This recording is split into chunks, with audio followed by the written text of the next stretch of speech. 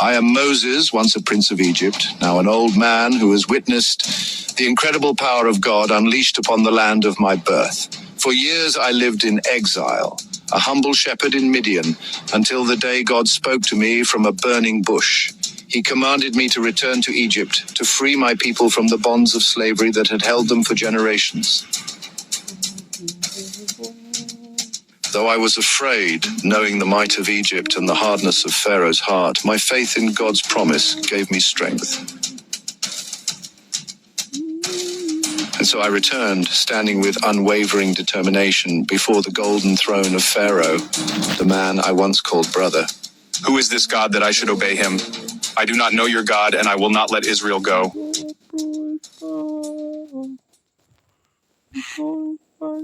And so began the plagues, each a testament to God's miraculous power and the resilience of the Israelites.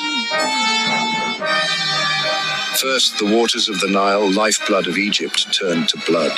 Fish died and the stench filled the air, yet the Israelites remained steadfast. Then came the frogs, countless in number, covering the land.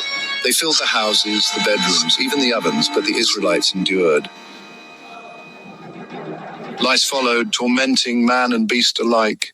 No one was spared the constant, maddening itch, yet the Israelites held strong. Wild beasts ravaged the cities, their roars echoing through empty streets as people hid in terror, but the Israelites were protected by their faith. A pestilence struck down the livestock, leaving the fields littered with carcasses. Yet the faith of the Israelites remained unshaken. Boils erupted on the skin of the Egyptians, from the lowest servant to Pharaoh himself, but Moses and his people held firm in their belief. Then came the hail, mixed with fire, raining from the sky. It destroyed crops and shattered trees. Still, the Israelites' faith did not waver. What little remained was devoured by locusts, a living cloud that blackened the sky and stripped the land bare.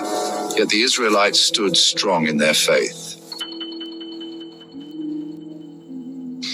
And then, darkness. A darkness so thick it could be felt, smothering Egypt for 3 days. But the light of faith burned bright within the hearts of the Israelite. With each plague, I returned to Pharaoh, pleading for my people's freedom. And each time his heart hardened further, yet our faith never faltered.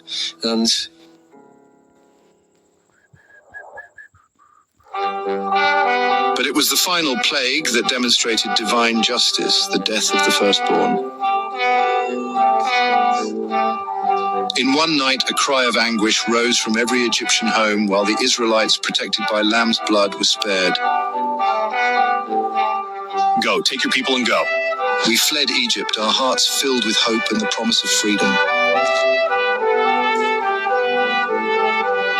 But our journey was far from over. Pharaoh's grief turned to rage, and he sent his army after us.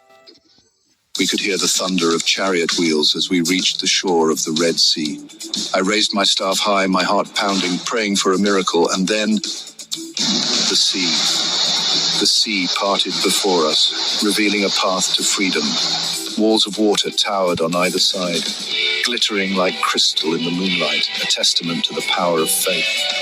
I lowered my staff and the waters returned with a thunderous crash, swallowing Pharaoh's mighty army.